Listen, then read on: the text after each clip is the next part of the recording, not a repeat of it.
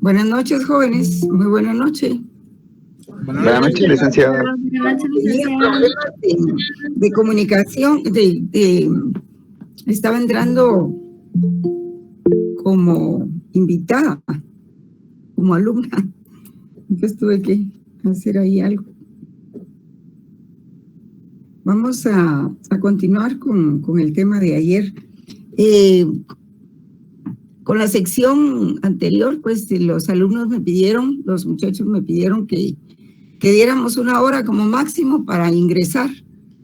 No sé si con ustedes habrá necesidad también de eso o todos son más puntuales. Sucede que a veces estoy explicando o bien hay alguna presentación en curso o algún video y entonces es difícil a veces estar interrumpiendo. En mi pensar, licenciada, buenas noches. Sería bueno que pusiera 1 hora, porque por lo regular, sí hay algunos que sí nos atrasamos un poco, pero si pones una hora prudente, yo digo que trataría la forma de respetar la mayoría de compañeros. Pues sí, ¿verdad? Para que ¿Qué no les la parece a las 7:15? Estaría magnífico, pienso yo. ¿Alguien quiere hablar ahí, William? Sí, les decía, sí, como decía el compañero, está bien a las 7:15. Igual en el día miércoles creo que también nos toca con usted a primera hora. Tal vez si podemos empezar a las -10 o a las 6 en punto, porque a veces sí se nos atrasamos, o al menos yo sí me atraso cuando vengo todavía de regreso para mi casa. Bueno, podríamos dejar como hicimos con la sección anterior, creo que fue la B. No, esta es la B con ustedes, ¿verdad? La G, licenciada. La G. Sí, no, perdón. Es que acabo de estar hablando con la sección B, entonces ellos me pidieron que cuando la clase fuera a las 5:30, que les dejara hasta las 6. A mí me parece mucho, pero bueno, todos me pidieron esa hora. Podríamos sí, estaría bien, licenciada, como dice el compañero también. A las 5:30, perdón, a las 6 y empezar el día que nos toca a las 5:30 para las 6. Sí, no sí, es siempre. cierto, muchos vamos en camino también y por lo regular igual yo voy viniendo aquí a la casa como a las 6:10, 6:15, pues, o 6 en punto a veces. Entonces, en el camino por lo regular, ahorita en las otras clases las vengo escuchando con el teléfono, pero igual no vengo poniendo atención en el camino que vengo manejando. Sí, pero es peligroso también. Si usted nos apoyaría en ese sentido, de empezar el día que nos toca a las 5:30 para que empecemos a las 6 sería magnífico. Y el día que nos toca a las 7:15 con usted para que los demás compañeros igual tengan opción de poderse ingresar. Y así no le interrumpimos a usted también. Bueno, está bien, sí, está bien a las 6. Cuando la clase inicia a las 5:30, entonces voy a esperar hasta las 6 Gracias, licenciada. Para iniciar. Lo único que ya la clase se me acorta porque como a las 7 acomodé el lugar hay que cortar, ¿verdad? Y sí, miren, la verdad es de que el periodo aconsejable es de 45 minutos. Yo recuerdo hace algunos años cuando los horarios eran horizontales y no verticales como son ahora. El horario se cambió porque pues fue desde la época del conflicto. En principio fue por seguridad.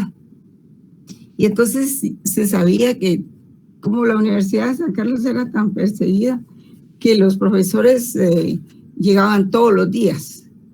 Pero después se cambiaron los horarios, entonces se quedaron un día unos, otro día otros, o 2 días una materia y otros sí, que ya eran los periodos de 90 minutos. Entonces en 2 días uno cubría lo que eran dos días de clase a la semana. Después ya se quedó eso, cuando ya pasó el problema del conflicto y todo eso, ya se quedó esa modalidad por los estacionamientos, por el parqueo, por los accesos, por tanta cosa. Y ahora pues que ya llegamos a la otra etapa, que es de trabajar a distancia. Nunca me lo imaginé en aquellos años. Trabajar a distancia fue un gran salto, ¿eh? Como decía el astronauta aquel, que la llegada a la luna era un gran salto para el hombre, un pequeño salto para la humanidad, algo así, ¿verdad? O un gran salto para la humanidad. Pero sí, los tiempos van cambiando, jóvenes. Van cambiando y uno tiene que adaptarse. Y la capacidad de adaptación tiene mucho que ver también con el éxito, ¿verdad? De las personas, con la sobrevivencia y la supervivencia, porque realmente hablar de tiempos normales ya es muy difícil. Nunca vamos a regresar a como estábamos antes del COVID. La verdad es de que las cosas han cambiado y no podemos hacer nada, para bien o para mal. Generalmente los cambios son para bien. Siempre los cambios son positivos. Bien, entonces vamos a iniciar la clase. No sé si hay alguna pregunta antes de que iniciemos. ¿Algún comentario? Vale. Bueno. Vamos a tratar de definir un poco lo que es la filosofía del derecho, un poco más, porque creo que las explicaciones que di ayer con lo del programa, pues no se desarrolló mucho el punto. La verdad es solo dar una pincelada de lo que es la filosofía del derecho, porque luego lo vamos a ver con detenimiento, pero en el transcurso de nuestras clases lo vamos a ir desenmarañando. Ayer les explicaba yo lo del programa, todos los contenidos. Ustedes van a ver que hay temas que los primeros 3 puntos podría ser uno, pero los establecimos de esa manera en el programa para que cuando ustedes busquen el tema en internet esté específicamente señalado el tema que buscan. Bueno, y sea más fácil la búsqueda, por supuesto, ¿verdad? Entonces, habíamos hablado ayer de que, bueno, la filosofía en general, pues es el amor a la sabiduría. Eso todo lo sabemos y lo hemos sabido siempre. Y como decía aquel video, ¿verdad? Hasta mi madre lo sabe. Y entonces, hay muchos autores, entre ellos está Máximo Pacheco, que es el material primero que les voy a mandar. Luego está José Ferrater Mora, y ustedes pueden ver también el catálogo de libros que hay ahí. Y de acuerdo con ese catálogo, pues no son todos los autores, hay muchos más. Y cada quien pues tiene también su definición de lo que es filosofía y filosofía del derecho, pero no se diferencian mucho realmente. Entonces, según Ferrater Mora, José Ferrater Mora, el vocablo aparece en el pasaje de Heródoto, que es un filósofo de la antigüedad, en donde el filósofo Creso, al dirigirse a Solón, le dice que ha tenido noticias de él por su amor al saber y por sus viajes a muchas tierras con el fin de ver cosas. Y entonces le dice que sabe que ama la belleza, pero sin exageración, y que ama la sabiduría, pero sin debilidad. Y el nombre filósofo propiamente, ¿qué es filósofo, verdad? Aparece en los tratados de Heráclito, y pues que son filósofos de la antigüedad. El caso de Heráclito es muy, muy especial. Y él dice pues que conviene que los hombres filósofos sean sabedores de muchas cosas, porque realmente la filosofía es un saber de todo, ¿verdad? Se aplicaba a todo. Podría decirse que es la matriz de todas las ciencias. Después, primero la filosofía, y algunos dicen que primero fueron las humanidades, pero la mayor parte coincide en que fue la filosofía y que luego se fueron desagregando todas las ramas del derecho. Permítame. Bueno, sí está. Se atribuye a Pitágoras el haberse llamado a sí mismo filósofo, pero se discute hasta qué punto. Aún en el caso de ser cierta la atribución, el filósofo significó para Pitágoras, ser filósofo significó para Pitágoras algo semejante a lo que fue luego para Sócrates y Platón.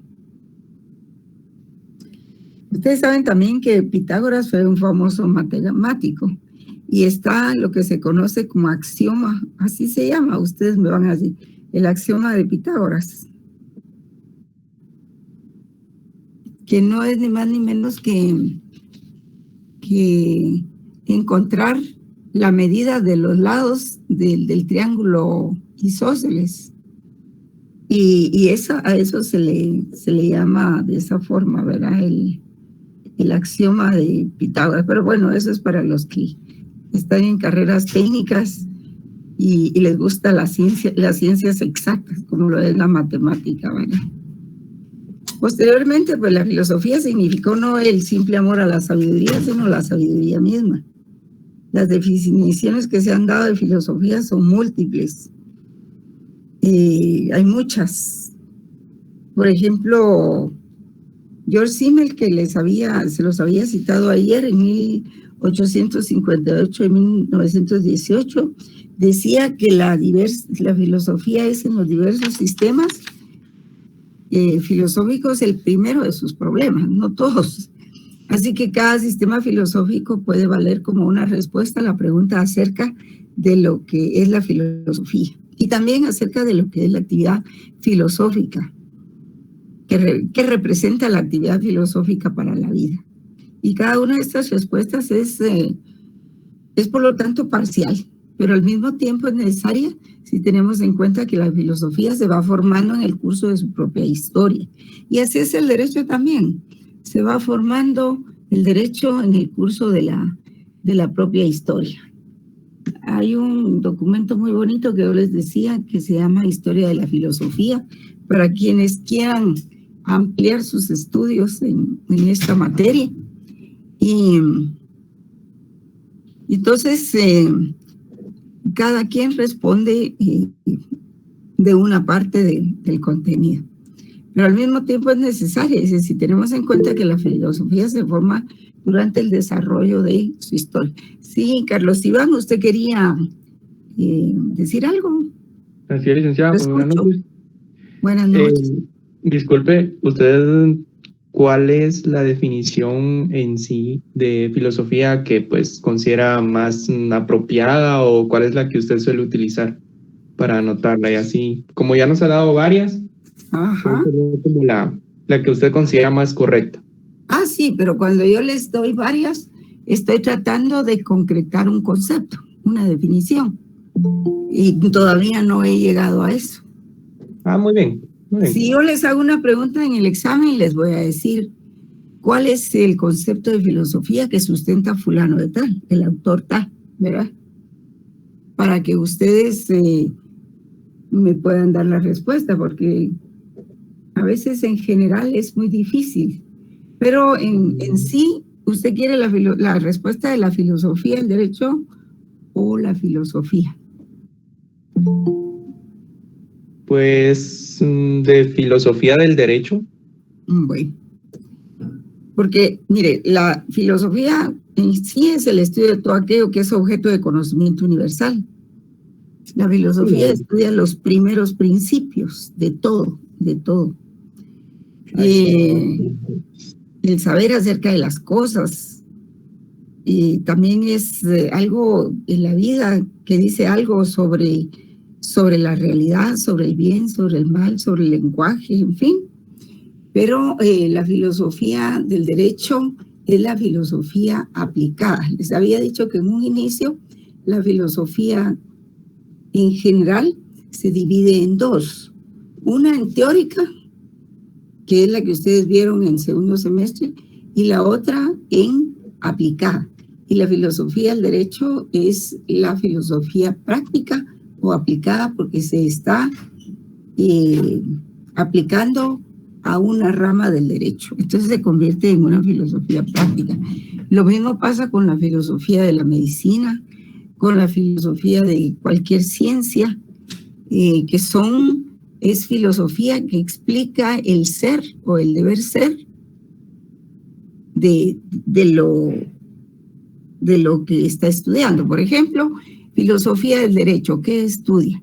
Estudia el derecho, pero estudia el derecho en 3 o en 4 niveles. O tal vez no niveles, porque no necesariamente tiene que haber jerarquía entre uno y otro. Lo estudia como ciencia, estudia el ser del derecho como ciencia. Y ahí estamos hablando de la ontología. Estudia el derecho como ciencia, ¿verdad? Luego estudia el derecho como fenómeno, porque el derecho se aplica a las personas. O sea, en toda la historia de la humanidad ha surgido las reglas y ha surgido la ciencia, el derecho. Todos los grupos humanos tienen reglas, hasta en la familia, en los hogares, en las escuelas, en todos lados hay reglas. Entonces el derecho se da como un fenómeno social. Y luego, como dice Giorgio Del Vecchio, el otro nivel de análisis no solo es estudiar la filosofía, al derecho como ciencia, sino también en su relación dinámica como fenómeno social, sino también en el mundo de la deontología, cómo debería ser el derecho. Y ahí estamos hablando de los valores. De los valores. Y en primer lugar, ahí ya resulta como la justicia, ¿verdad? Como el bien común, como la seguridad jurídica. O sea, hablar de una sola definición de la filosofía del derecho es un poquito amplio.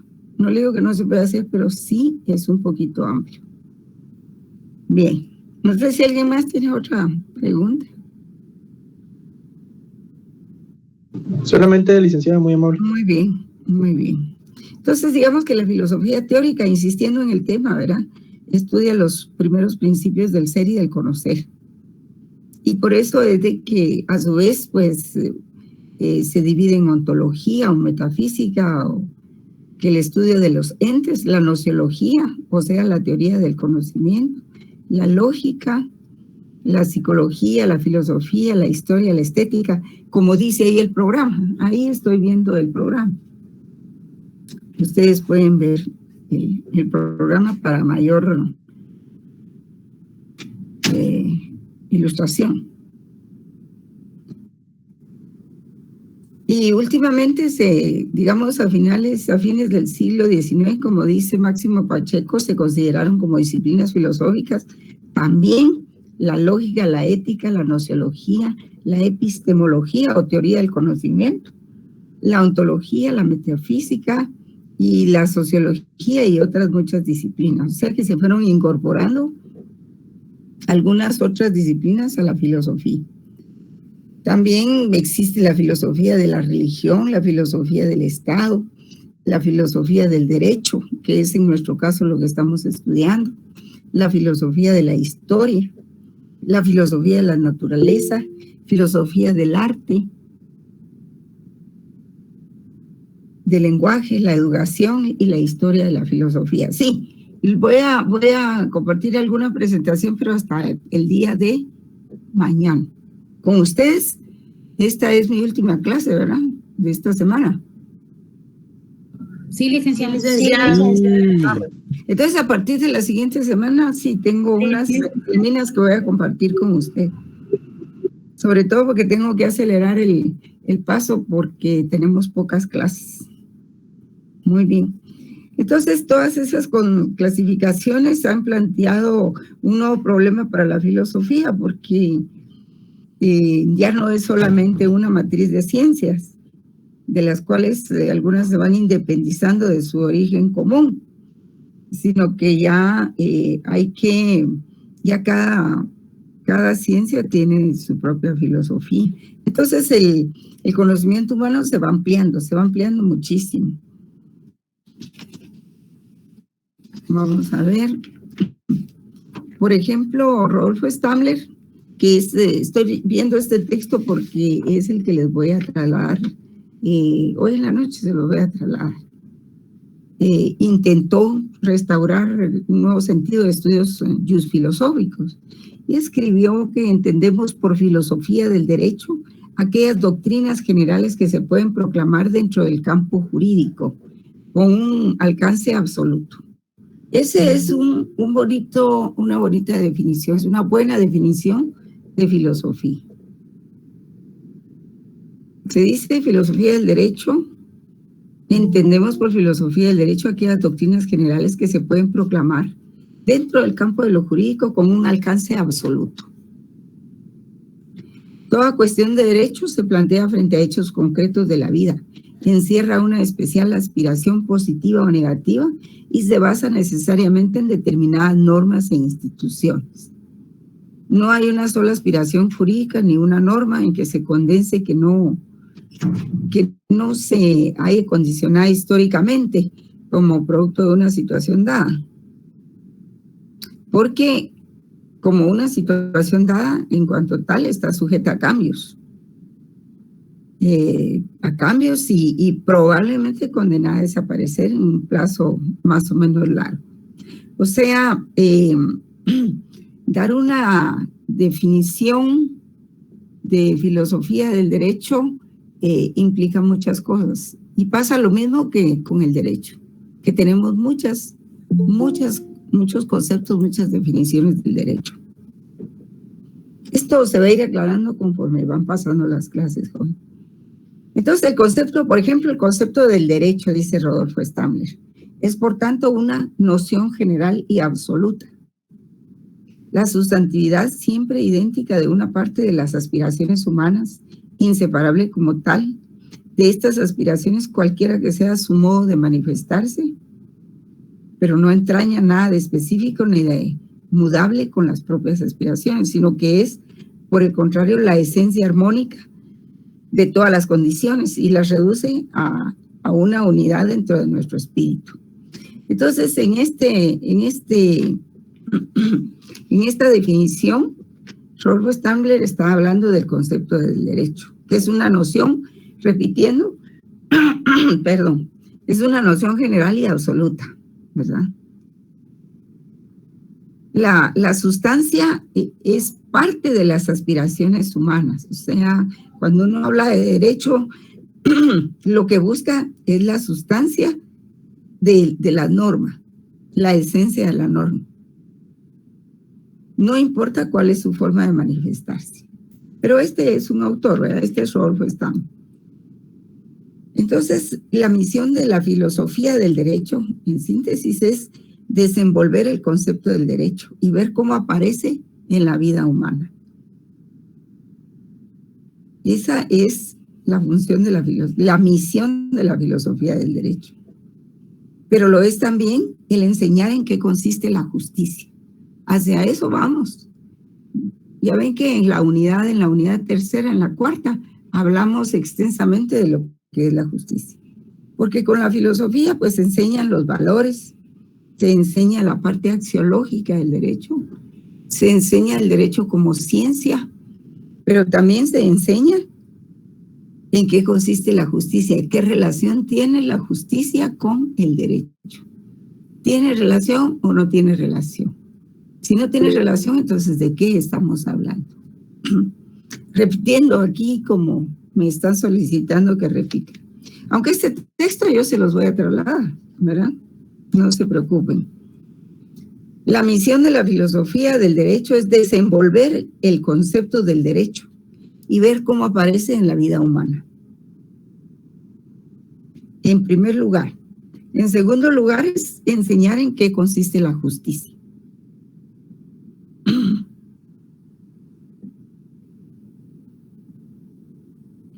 El concepto de derecho, pues, es una noción parcial que sirve para delimitar una categoría de actos de la voluntad humana frente a otras modalidades y categorías de la voluntad, por ejemplo, la moral, los dictados convencionales y el poder arbitrario. Conceptos estos que hemos de empezar para delimitar y definir las notas lógicas de lo que es el derecho y la filosofía del derecho.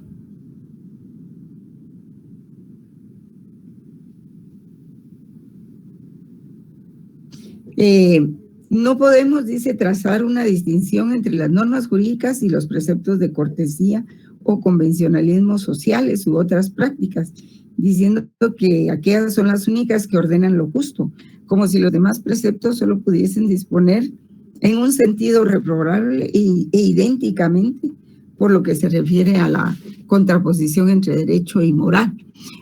Lo que quiere decir aquí es que dentro de todas las normas que se encuentran en un sistema de derecho, también se tiene que hablar de lo que son las normas morales y de lo que son las normas, los convencionalismos sociales. Esto ustedes lo recibieron desde el primer semestre de Derecho, que les dijeron cuál era el concepto de derecho y cómo se dividen las normas jurídicas. Se dividen en normas jurídicas, las normas. ¿Qué es la norma? El primer concepto el segundo concepto probablemente que les enseñaron fue el concepto de norma. Luego, cómo se dividen las normas. Y les dijeron que en primer lugar están las normas jurídicas, están las normas morales y están las normas convencionales. ¿Es así o no? ¿Verdad que así se los enseñaron?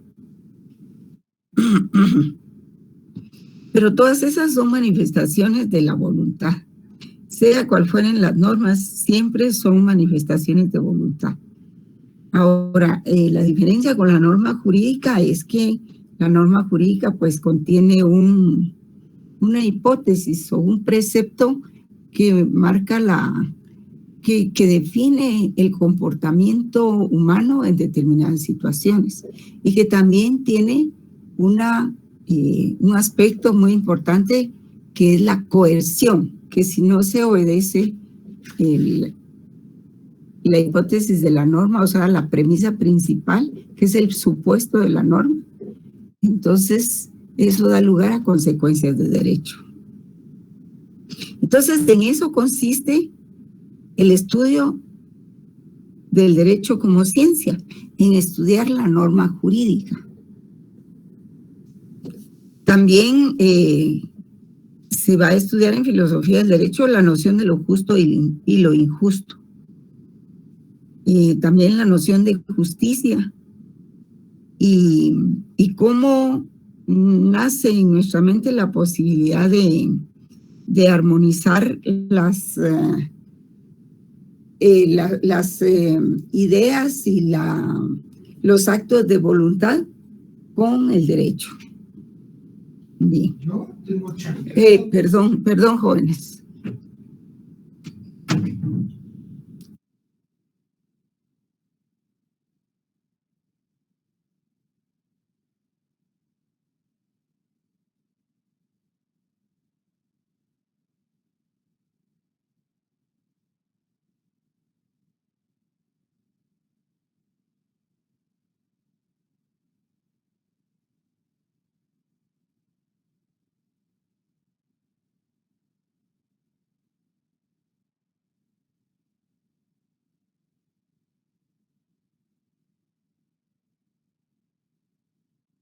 Bien, retomando. Entonces, la filosofía tiene un papel preponderante desde tiempos muy remotos en la reflexión y el conocimiento del fenómeno jurídico. Su misión ha sido la de poner en tela de juicio la cuestión de la naturaleza, la legitimidad, ¿sí? Y los conceptos, perdón, jóvenes, que aparecen en el mundo jurídico y que a menudo el operador del derecho lo da por supuesto. Se persigue también reflexionar en primer lugar sobre la relación entre filosofía y derecho y luego especular sobre qué le aporta la filosofía al campo de lo jurídico. Y por último, concluir que la filosofía es de suma necesidad para el abogado, puesto que le facilita el comprender mejor el derecho para desarrollarlo y operarlo con honestidad, porque vamos a eso, pues estamos buscando los valores. El derecho como objeto de reflexión filosófica pues tiene su origen desde los inicios del quehacer filosófico. Se dice que la filosofía del derecho surgió por primera vez en Grecia, aunque no se conocía con ese nombre.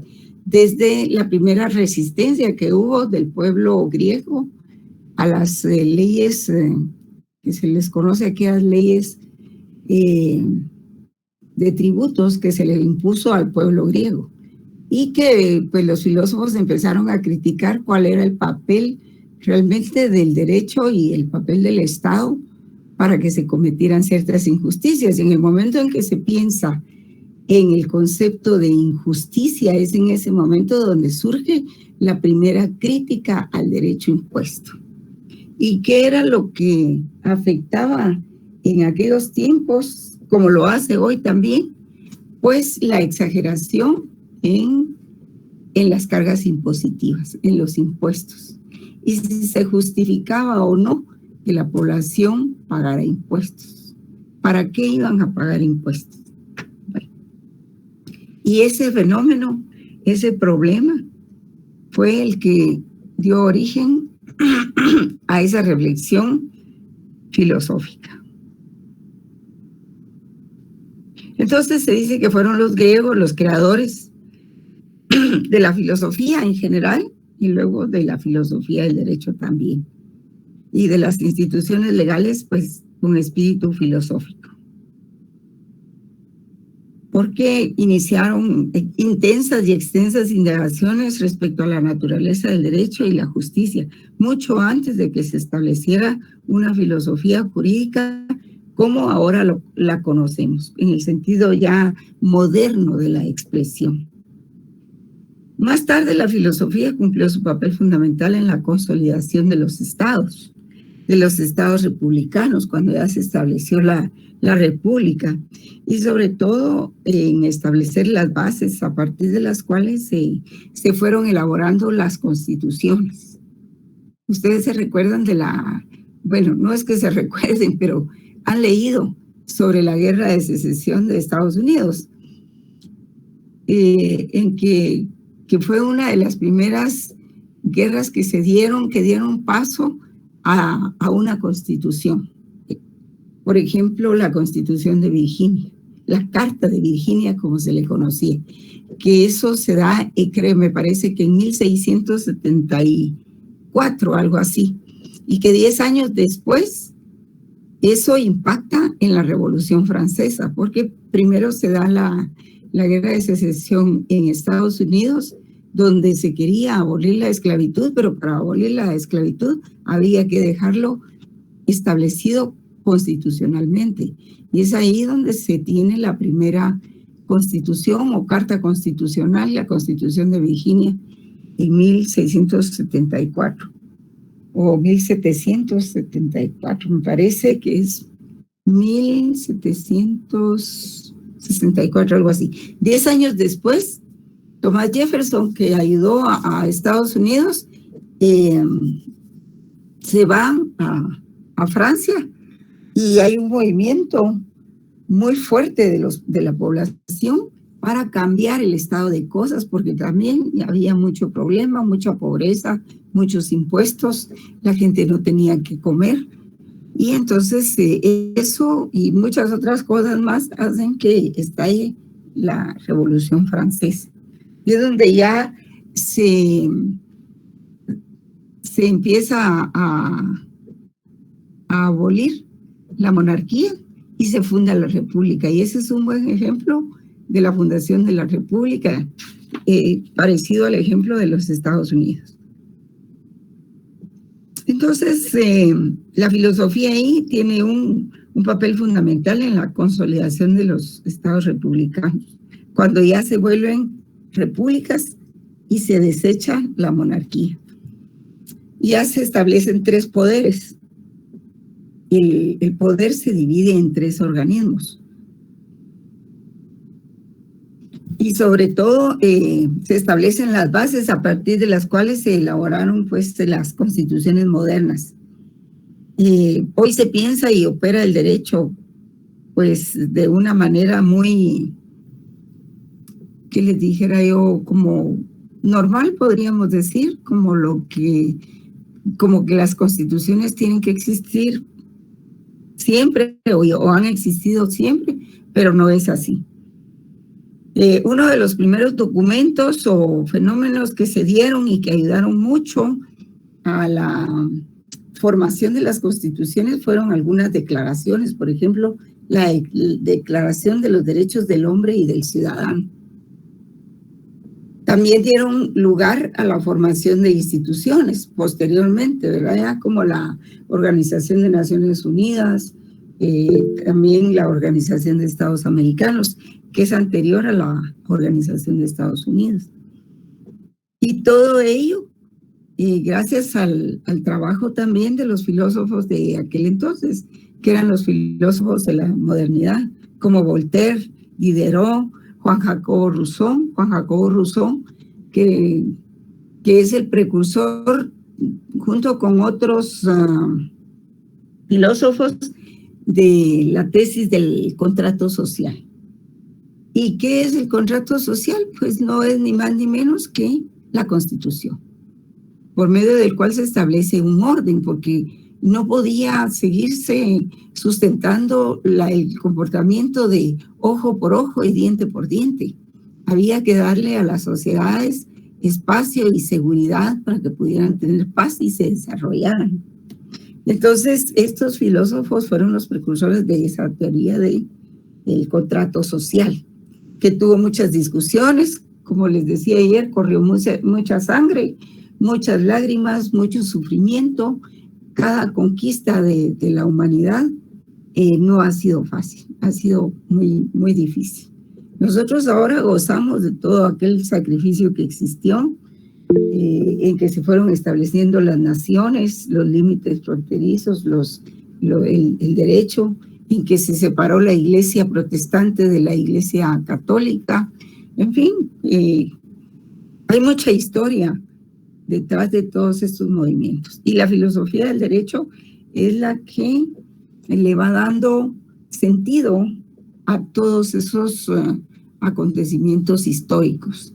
Entonces, la filosofía del derecho también tiene mucha relación con la historia del derecho y también la historia de la filosofía.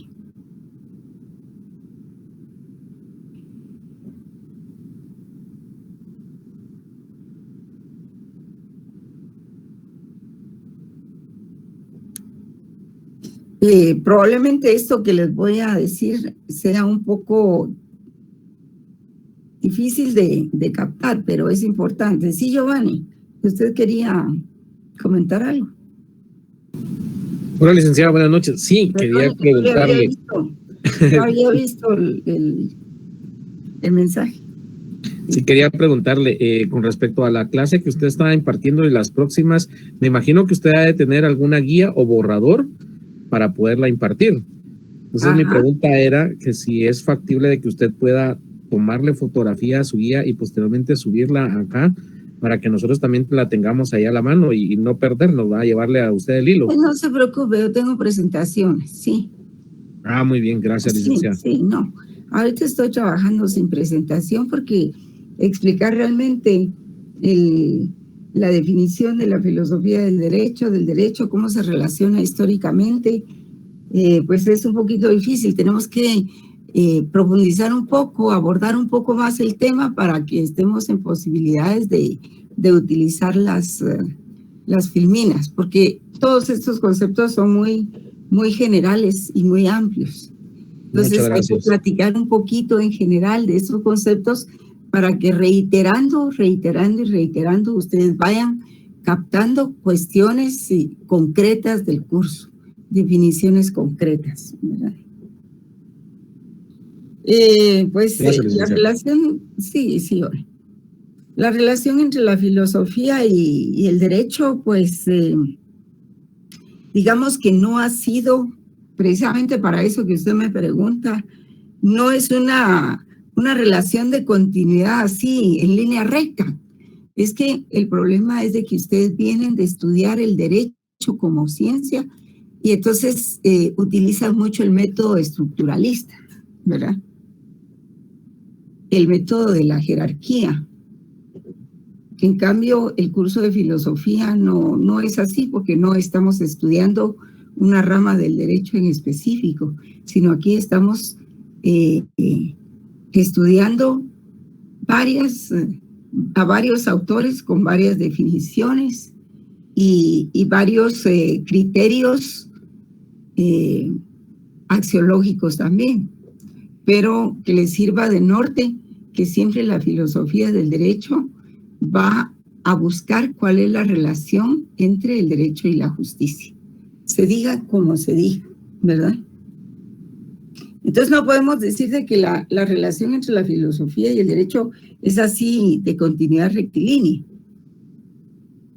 Pero, sin embargo, la filosofía no ha perdido el contacto con el derecho como fenómeno. Y menos con la ciencia, con el derecho como ser, como un ser que lo explica la ciencia de la ontología. Ya me sacó de mi inspiración, Giovanni. Bueno, entonces la misión de la filosofía con respecto al derecho es de permanente crítica, ¿verdad? Eso es lo que se busca. ¿Por qué el derecho es así? Está dictado en la forma que lo conocemos y no está en otra forma. Es una crítica constante al derecho, sobre todo según la corriente positivista, porque vamos a trabajar esas críticas de la filosofía del derecho conforme al derecho natural y conforme al positivismo. Para eso hay cada corriente. Tengan paciencia, porque les podría decir que todavía no estamos entrando en materia, ¿verdad?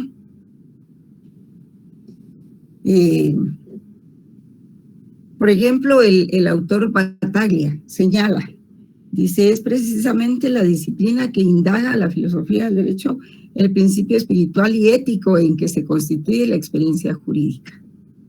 Hacia eso vamos, hacia que el derecho tiene que basarse no solo en la justicia, también en la ética, también en la moral, porque lo legítimo, el aspecto legítimo, tiene mucho que ver con la moral. Es legítimo todo aquello que sea moral de acuerdo con la sociedad en donde se va a hacer obligatoria una ley. Si una ley no está dictada conforme a la moral social, por ejemplo, a la moral social guatemalteca, entonces esa ley no tiene legitimidad y probablemente no va a ser acatada, porque no responde a los intereses que los guatemaltecos sentimos que debe ser.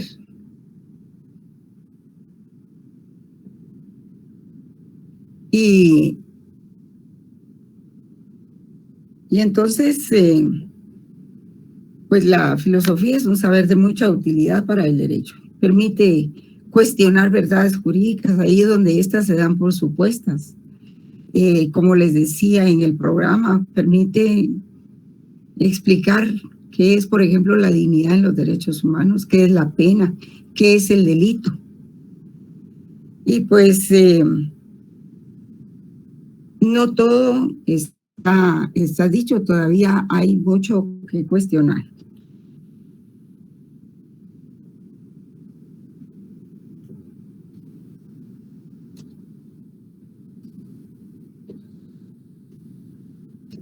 Bueno, ahora son 7:56. Vamos a dejar aquí porque la verdad es que ha habido muchas interrupciones y entonces uno pierde el hilo de la explicación. Vamos a hacer una cosa, cuando ustedes quieran intervenir, vamos a dejar las intervenciones para de último, ¿verdad?